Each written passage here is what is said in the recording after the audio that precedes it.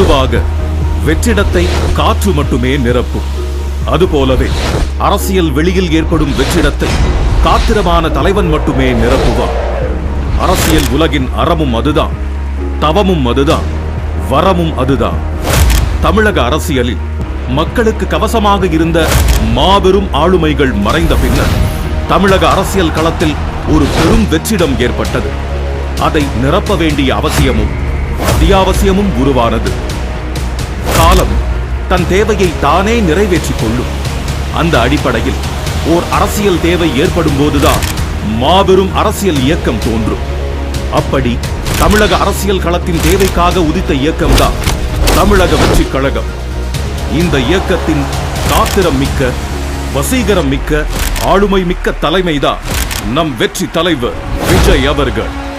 கட்சியின் அமைப்பு, தலைமை கழக நிர்வாகிகள் மற்றும் செயற்குழு உறுப்பினர்கள் 110 பேருடன் ஆலோசனை கூட்டம் நடத்தப்பட்டு அதற்கான அறிவிப்பு வெளியிடப்பட்ட அந்த நாள்தான் 2024ஆம் ஆண்டு பிப்ரவரி மாதம் 2ஆம் தேதி. அன்றே இந்திய தேர்தல் ஆணையத்திலும் அரசியல் கட்சி பதிவுக்காக விண்ணப்பிக்கப்பட்டது. தலைவர், பொதுச் செயலாளர், பொருளாளர், தலைமை நிலைய செயலாளர் மற்றும் கொள்கை பரப்பு துணை செயலாளர் என தலைமை கழகத்தின் முக்கிய நிர்வாகிகளை அறிவித்தார் நம் வெற்றி தலைவர். பாண்டிச்சேரியில் பாலியல் வன்முறைக்கு ஆளான பெண்ணுக்காக ஓங்கி குரல் கொடுத்த கண்டன அறிக்கைதான் தலைவரின் முதல் அரசியல் அறிக்கை. பெண்களுக்கான முக்கியத்துவத்தை கழகத்தின் தன் இயல்பாகவே ஆக்கினார் நம் வெற்றி தலைவர். கட்சிக்கான உறுப்பினர் சேர்க்கை அணிக்கு கட்சியின் பெண் தோழர் ஒருவரையே பொறுப்பாளராக அறிவித்ததே அதற்கு சாட்சி. கட்சியில் உறுப்பினராக சேர்வதற்கு வாக்காளர் அடையாள அட்டை என்னும் ஆதார் என்னும் கட்டாயம் என்று அறிவிக்கப்பட்டது. உறுப்பினர் சேர்க்கைக்கென தனி செயலி ஒன்று மகளிர் தினத்தன்று அறிமுகப்படுத்தப்பட்டது. தனி செயலி அறிவிக்கப்பட்ட சில மணி நேரங்களிலேயே கட்சியின் உறுப்பினர்களின் எண்ணிக்கை பல லட்சங்களாக உயர்ந்தது. கழக உறுப்பினர்கள் பட்டியலில் இளைஞர்களும் இளம் பெண்களும் குடும்ப தலைவிகளுமே பெரும் பங்கு வகிக்க தொடங்கினர். இஸ்லாமிய சகோதரர்களுக்கு எதிரான ஒன்றிய அரசின் குடியுரிமை திருத்த சட்டத்தை கடுமையாக எதிர்த்து அறிக்கை வெளியிடப்பட்டது. சக மனிதர்களுக்கான பாதுகாப்பை உறுதி செய்யும் அரசியல் கட்சியே தமிழக வெற்றி கழகம். 2024ஆம் ஆண்டு பாராளுமன்ற தேர்தலில் வாக்களிப்பதற்காகவே ரஷ்யாவில் நடந்த படப்பிடிப்பில் இருந்து தாய் மண் தமிழகத்திற்கு பறந்து வந்தார் நம் தலைவர். அரசியல் நாகரிகம் போற்றும் நம் வெற்றி தலைவர் 2024ஆம் ஆண்டு பாராளுமன்ற தேர்தலில் வெற்றி பெற்ற அனைத்து கட்சி எம்பிக்களுக்கும் வாழ்த்து தெரிவித்தார். அரசியல் கட்சிகளாக அங்கீகாரம் பெற்ற விடுதலை சிறுத்தைகள் கட்சிக்கும் நாம் தமிழர் கட்சிக்கும் தன் மனப்பூர்வமான வாழ்த்துக்களை தெரிவித்தார். ஆளும் திமுக அரசின் அலட்சியமான நிர்வாகத்தால் கள்ளக்குறிச்சி பகுதிகளில் பெருக்கெடுத்து ஓடிய கள்ளச்சாராயம் எண்ணற்ற மனித உயிர்களை காவு வாங்கியது. அதை கண்டு மனம் பொறுக்காமல் உயிரிழந்தவர்களின் குடும்பத்தினரையும் உயிருக்கு போராடியவர்களையும் கள்ளக்குறிச்சி மருத்துவமனைக்கே நேரில் சென்று பார்த்து ஆறுதல் கூறினார் நம் வெற்றி தலைவர். கேடில் விழுச்செல்வமான கல்வியே கேடில்லாத சமுதாயம் உருவாக்கும். இதை உணர்ந்ததால்தான் கல்வி விருது விழாவை ஒரு அறிவு கொண்டாட்டமாகவே நடத்த தொடங்கினார் நம் வெற்றி தலைவர் அவர்கள். பகுஜன் சமாஜ் கட்சியின் தமிழ்நாடு மாநில தலைவரான திரு ஆம்ஸ்ட்ராங் அவர்கள் நடு ரோட்டில் வெட்டி படுகொலை செய்யப்பட்டார். திமுக அரசின் சட்டம் ஒழுங்கு சீர்கேட்டால் நடந்த இப்படுகொலைக்கு தமிழக வெற்றி கழகம் தன் கடும் கண்டனங்களை பதிவு செய்தது. அரசியல் களத்தில் கொள்கையை உயர்த்தி பிடித்து தன் கொடியை நாட்ட விரும்பிய தமிழக வெற்றி கழகம் தன் தனிப்பெரும் அடையாளமான கட்சி கொடியை அறிமுகப்படுத்திய நாள்தான் 22/8/2024ஆம் ஆண்டு. அன்றே கொடி பாடலும் வெளியிடப்பட்டது. தமிழக வெற்றி கழகத்தின் கட்சி பதிவு கோரிக்கையை ஏற்ற இந்திய தேர்தல் ஆணையம் கழகத்தை அரசியல் கட்சியாக பதிவு செய்து அதற்கான அனுமதியையும் சட்டபூர்வமாக வழங்கியது. தந்தை பெரியாரின் பிறந்த நாள் அன்று சிங்கத்தின் குகைக்கே சென்று சிறப்பு செய்தது போல தந்தை பெரியார் உலவிய பெரியார் திடலுக்கே சென்று மலர் மரியாதை செய்தார் நம் தமிழக வெற்றி கழக தலைவர்.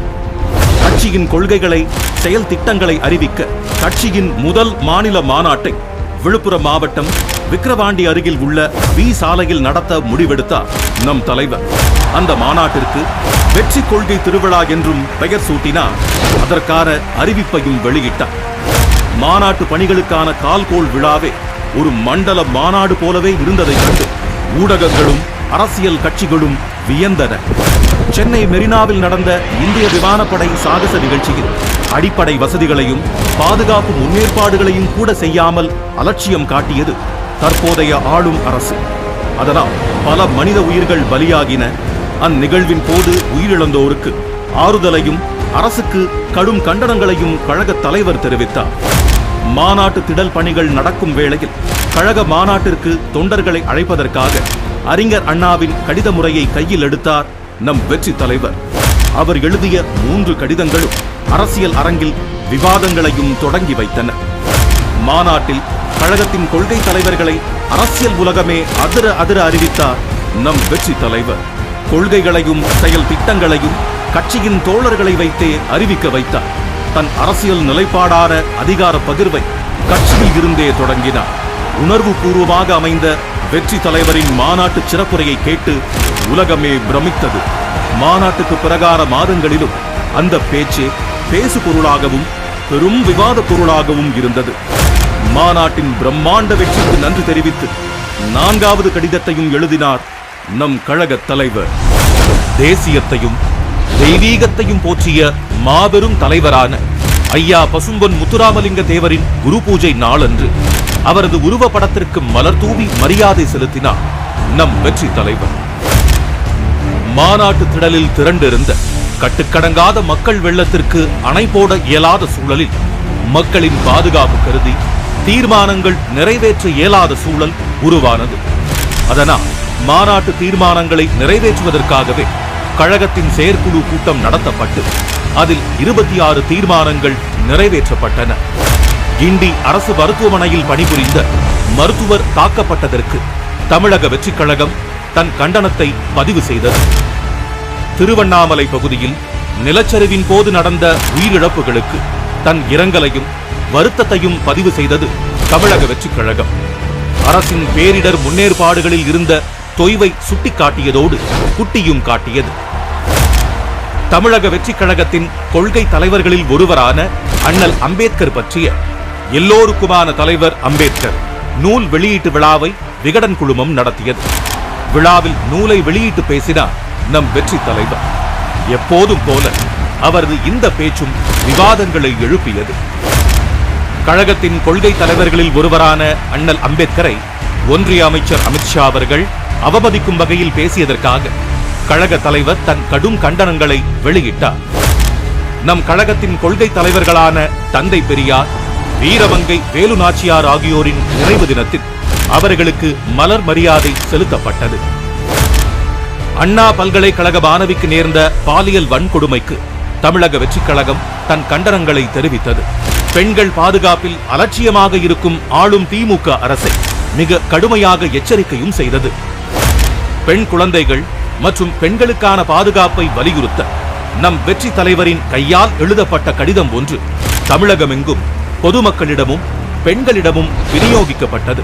அது ஏதோ மாபெரும் கொடும் குற்றம் என்பது போல நினைத்து ஆளும் திமுக அரசு நம் கழக தோழர்களை சென்னையில் கைது செய்தது.